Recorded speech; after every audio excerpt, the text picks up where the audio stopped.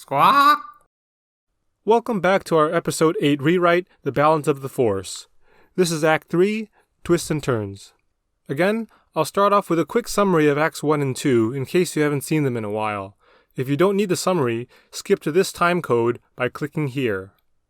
Act 1 was the missing act, where we fleshed out the backstory that's been lacking in the sequel trilogy. After Return of the Jedi, our heroes had 20 years of peace until the casino planet, Canto Bight, started an anarchist movement called the Insurgency to fight the New Republic. Their red and black color scheme and recommissioned Imperial ships clues the audience that they're the start of the First Order. General Luke Skywalker is encouraged by several of his admirals to use portable Death Star tech called an orbital cannon to kill insurgents from space. But being the good guy that he is, he chooses a capture-first policy instead, causing the New Republic to incur heavy casualties. Padawan Ben Solo is tasked with leading the on-ground battles where he gets a first-hand view of the casualties, causing a rift between him and Luke. In the present, Rey hides her Force bond with Kylo so that she can get Jedi training from Luke. Finn recovers at the Resistance base, and he and Rey deepen their relationship via holopad communicator. Finn says if he was able to turn from the First Order, maybe others could too. They promise to try to save the First Order if they can. Luke teaches Rey a new Force technique to absorb blaster bolts. After several months of training, Rey has made tremendous progress, becoming a confident, capable Jedi. Act 2 picks up where The Last Jedi began. The First Order head ship discovers the location of the Resistance and chases them through space. The First Order damages the Resistance ship's hyperdrive. Poe and Finn hyperjump to Canto Bight, the birthplace of the Insurgency, to get parts for the hyperdrive. On the Jedi Island, Rey enters the dark side pit to find answers about her parentage, but is pulled out at the last second by Luke. Luke reveals the true origin of the First Order. It was a takeover from within the New Republic military by a group of admirals led by Admiral Snoke. They believed Luke's merciful approach was ineffective, so they used the orbital cannon to kill insurgents, illustrating their philosophy: use force to guarantee peace. Ben Solo agrees with them after seeing the casualties from Luke's policy firsthand. During a fight, Snoke saves Ben by pushing him out of the way of Luke's lightsaber, but it stabs him in the head. Luke and the good admirals flee. Snoke, Kylo, and more than half of the New Republic military becomes the First Order. Leia is ousted from the Senate, Jedi teachings are banned by the New Republic, and Luke is exiled.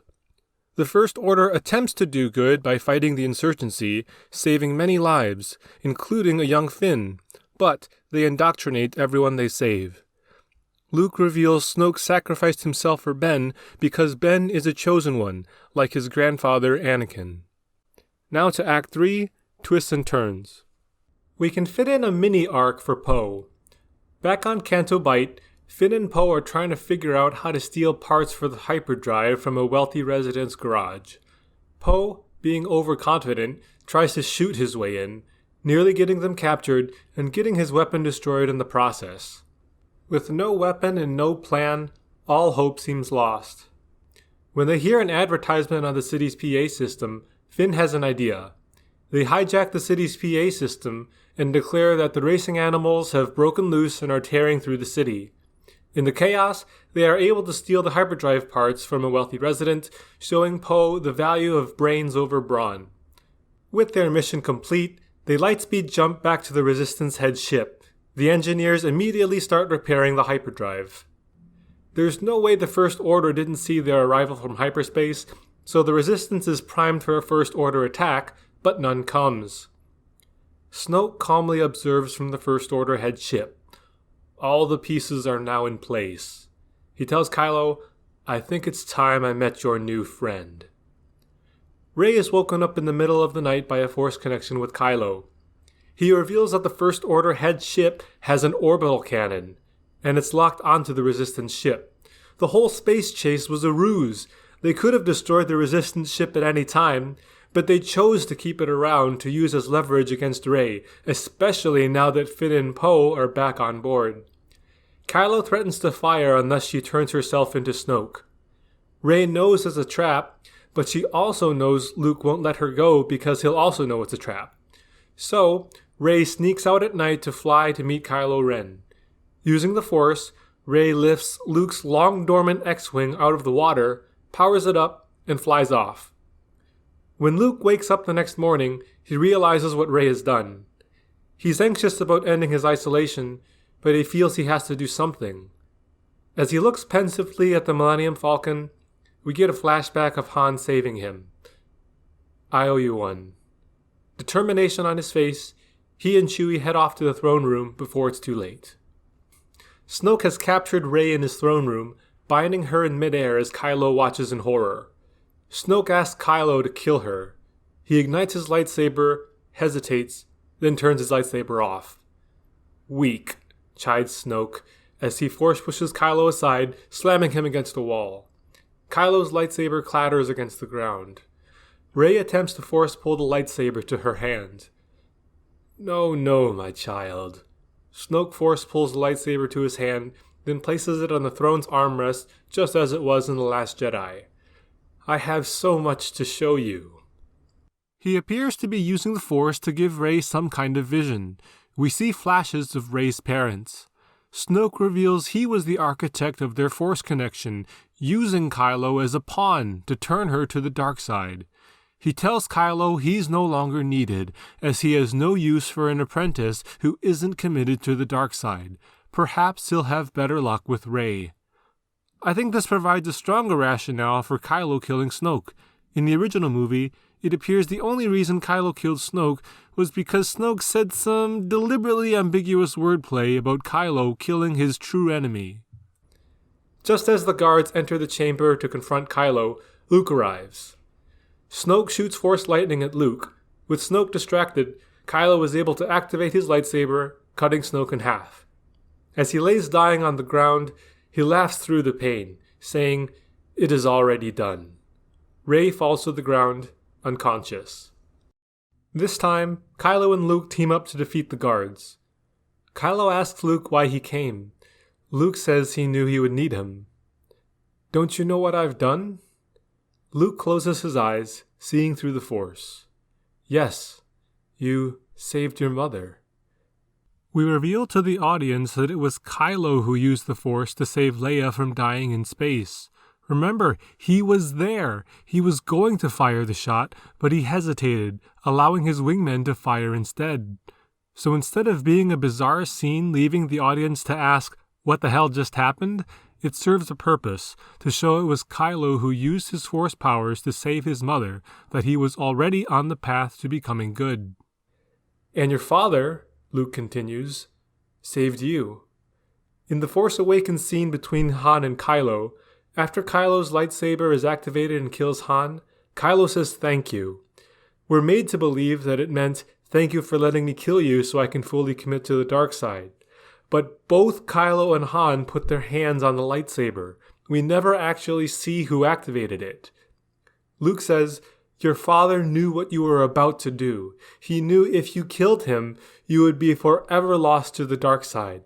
So he took his own life so you would never be able to commit that final, unforgivable step." We see Han activate the lightsaber, killing himself. Kylo's thank you actually meant, "Thank you for sparing me the burden of having to kill my own father."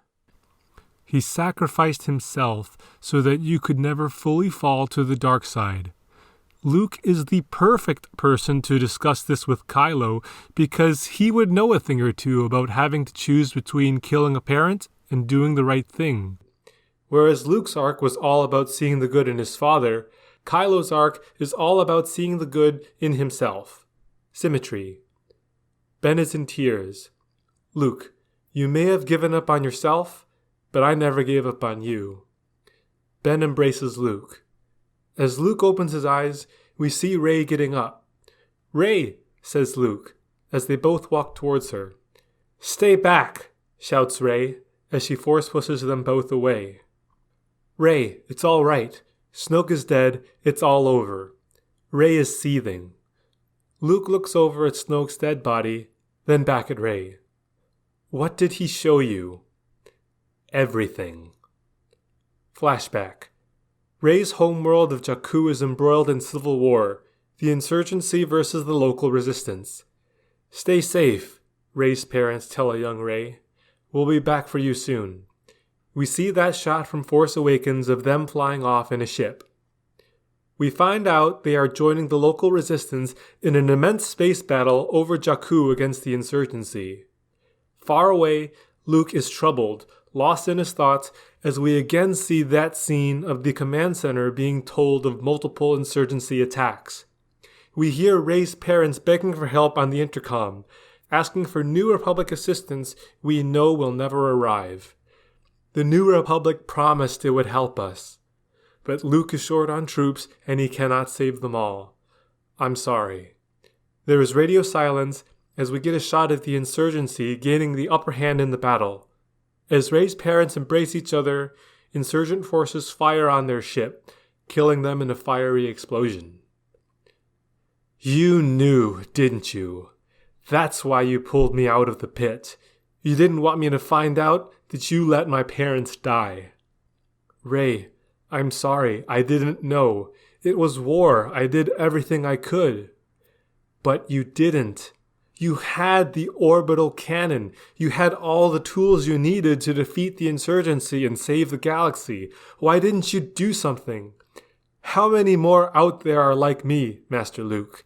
How many mothers, fathers, brothers, and sisters died because you failed to act?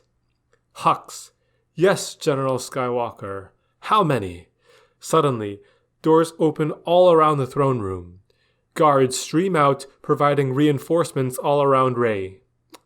Your weakness allowed others to die. Snoke knew this, didn't he? Rey asks Hux how he knew to come to the throne room. Hux tells Rey Snoke planned this all along. He did this all for her. He never actually wanted Kylo in the first place. Ben, I don't understand. Why Rey?